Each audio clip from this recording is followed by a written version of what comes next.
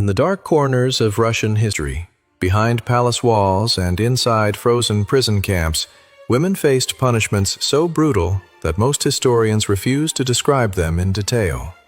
From medieval czars to secret police dungeons, Russia perfected the art of cruelty. Today we uncover 20 real torture devices that were specifically used on women. Some of these will make your stomach turn. Stay till the end. Number 1 is unbelievable. Let's start with number 20, the shame flute. A heavy iron device shaped like a flute, but nobody played music with it.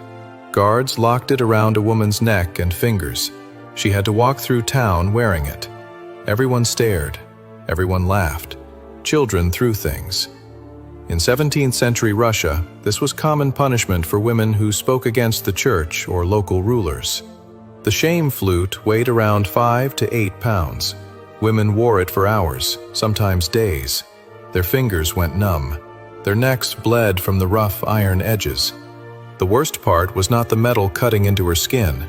It was the look in people's eyes.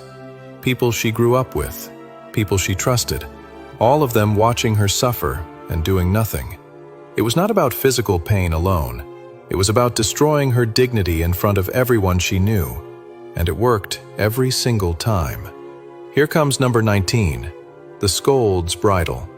Russia borrowed this from Europe, but made it worse. The scold's bridle was an iron cage locked over a woman's head. Inside, a metal piece pressed down on her tongue. She could not talk. She could not scream. She could barely swallow. Russian versions from the 1600s had sharp spikes on the tongue plate. If a woman tried to move her tongue, the spikes would cut deep into the flesh. Historical records from the Novgorod region show that women accused of gossip or witchcraft wore this device for up to 3 days straight. Many lost the ability to speak permanently. Let's move to number 18, the wooden horse. This one sounds simple. It was anything but. A sharp triangular wooden beam sat on tall legs. The woman was forced to sit on the pointed edge with her full body weight pressing down. Guards sometimes tied heavy stones to her feet to increase the pressure. In Tsarist Russia, this device appeared in military prisons and political detention centers. Documents from the 18th century describe sessions lasting 6 to 12 hours. The physical damage was severe and permanent. Peter the Great's secret police, the Preobrazhensky Prikaz, reportedly used this on women suspected of treason against the crown. Next one is number 17. The Iron Maiden of Moscow. Most people think the Iron Maiden was only a German thing. Wrong. Russian blacksmiths built their own versions during the reign of Ivan the Terrible in the 1500s. The Moscow version was slightly different.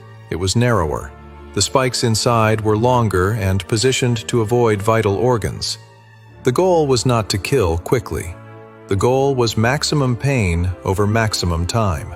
Women accused of poisoning their husbands or practicing dark magic were placed inside.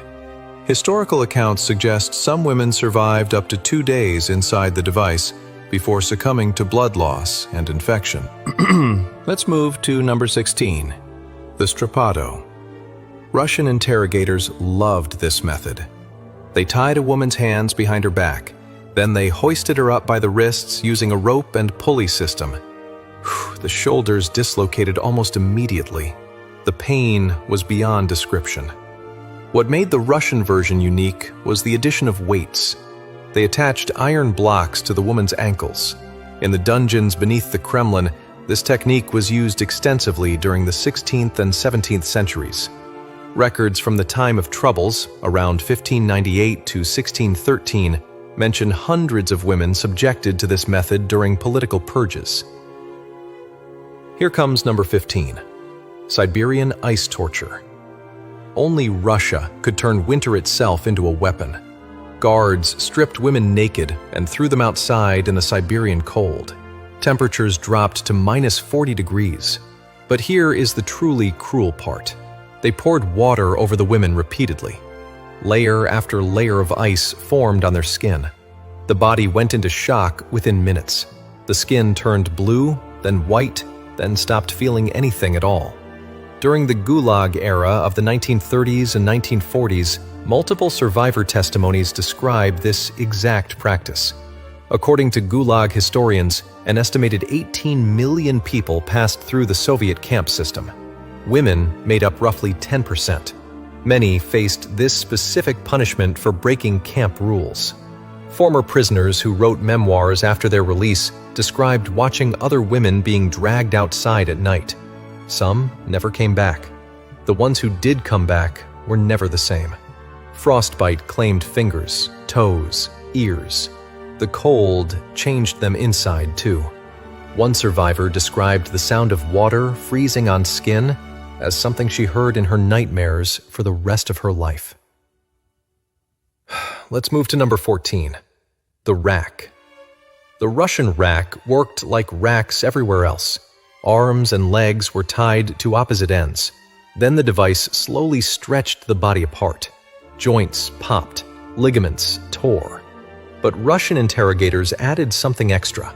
They placed hot coals beneath the rack. While the body stretched, the back burned. During the Oprichnina period, under Ivan the Terrible, from 1565 to 1572, the rack was standard equipment in every interrogation chamber. Ivan's secret police targeted entire families.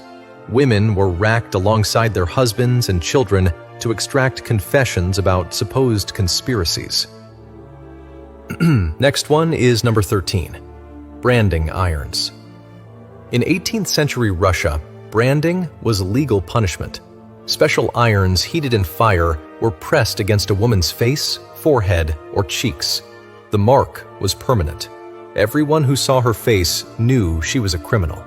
Under Empress Elizabeth in the 1740s, branding replaced the death penalty for many crimes. Sounds merciful, right?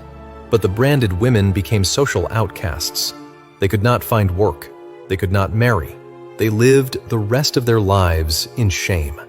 Historical records show that thousands of women were branded during this period for crimes as minor as petty theft. Let's move to number 12, the knout.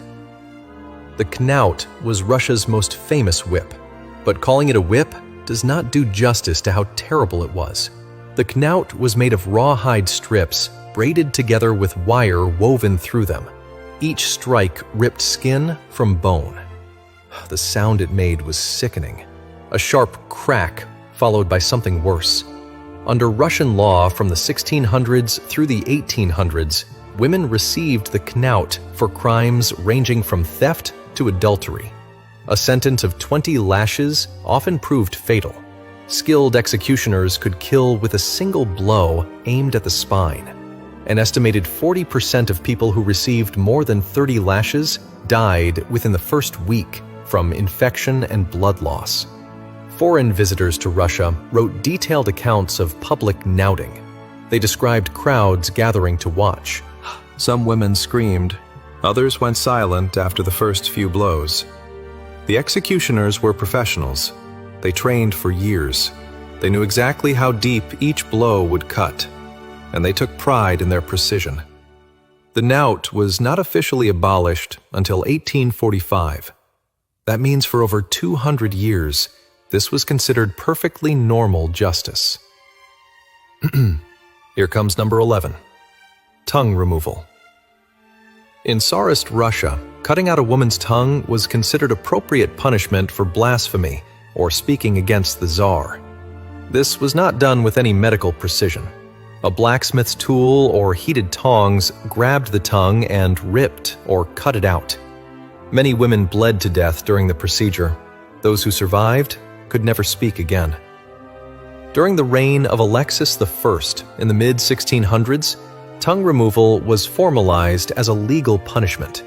Court records from this period document dozens of cases involving women who had publicly criticized church or state policies. Let's move to number 10, the pillory and public humiliation. Russia's pillory was different from the Western version. Women were locked into wooden frames in the town square, their heads and hands stuck through holes for everyone to see. But in Russia, the crowds were encouraged to participate. They threw rocks, rotten food, and worse. Guards stood nearby but did nothing to protect the prisoner.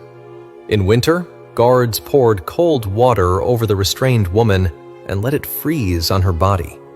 Sessions lasted from sunrise to sunset. Some lasted multiple days. The woman could not sit, could not move, could not protect herself from anything. During the 1700s, Peter the Great used public humiliation as a political tool.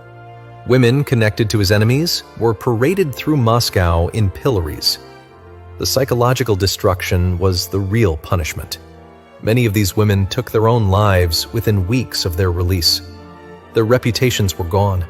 Their families abandoned them out of fear. They had nothing left. Here comes number 9. Finger screws. Small, but devastating.